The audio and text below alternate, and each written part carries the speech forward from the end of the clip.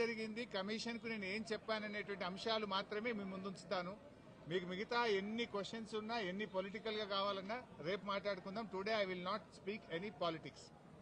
ముఖ్యంగా మొట్టమొదలు తమ్మిడిహట్టి నుంచి మేడిగడ్డకు ఎందుకు మార్చారు అనే దాని మీద చాలాసేపు డిస్కషన్ జరిగింది. దానికి నేను సవివరంగా సమాధానం చెప్పడం జరిగింది.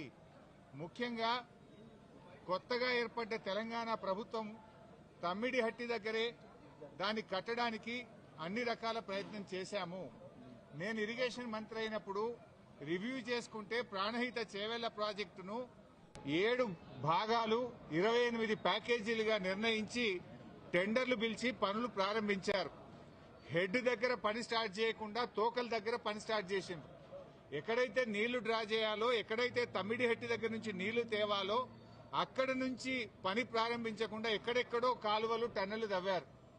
సో నేను ఇరిగేషన్ మంత్రి అయిన తర్వాత రివ్యూ చేసి మరి ఈ ప్రాజెక్టులో ఆల్రెడీ ఖర్చు జరిగింది కదా, దీన్ని కొనసాగించాలని అప్పటి మహారాష్ట్ర కాంగ్రెస్ ప్రభుత్వానికి మేము కన్సల్ట్ చేశాం.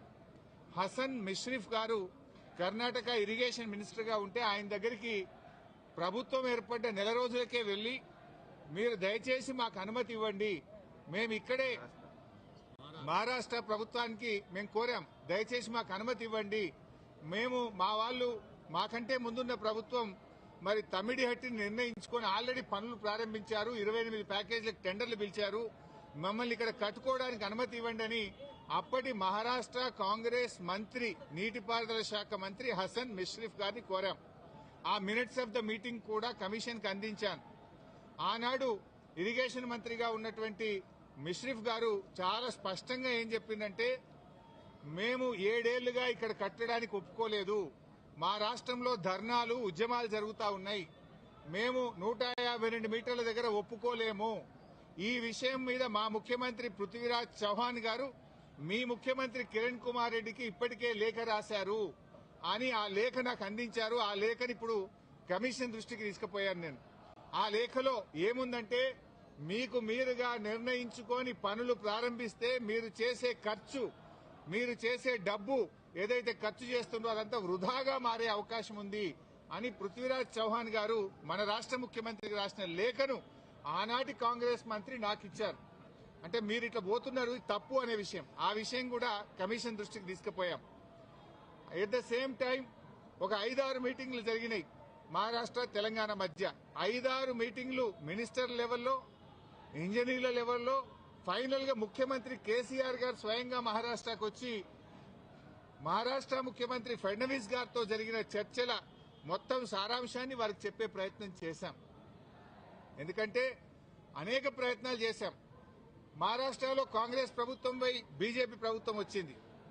అప్పుడు గిరీష్ మహాజన్ గారు నీటిపారుదల శాఖ మంత్రిగా ఉంటే 2015 జనవరిలో నేను వెళ్లి గిరీష్ మహాజన్ గారిని కూడా మీరు ఎంత నష్టపరిహారం అడిగినా ఇస్తాము, దయచేసి మాకు ఉద్యమాల్లో నుంచి వచ్చిన ప్రభుత్వం, నీళ్ల కోసమే తెలంగాణ ఉద్యమం జరిగింది, నీళ్లే మాకు జీవాధారం, మాకు తమ్మిడిహట్టి దగ్గర అనుమతించండి అని గిరీష్ మహాజన్ గారిని కూడా కోరాం. ఆయన కూడా ససేమిరా అన్నారు.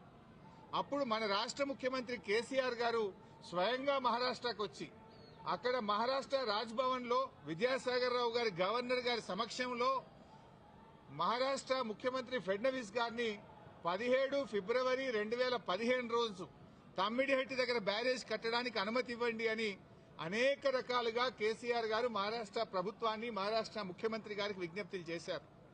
అయినా వారు ససేమిరా అన్నారు.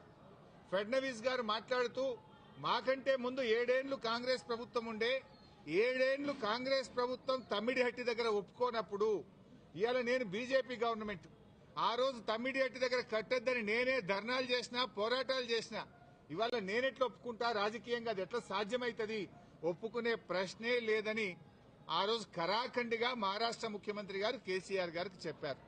అంటే 7 ఏళ్లు మహారాష్ట్రలో కాంగ్రెస్, ఢిల్లీలో కాంగ్రెస్, మన దగ్గర కాంగ్రెస్, 3 చోట్ల కాంగ్రెస్ ప్రభుత్వం ఉన్నా తమ్మిడిహట్టి దగ్గర బ్యారేజీలకు ఒప్పించడంలో, అగ్రిమెంట్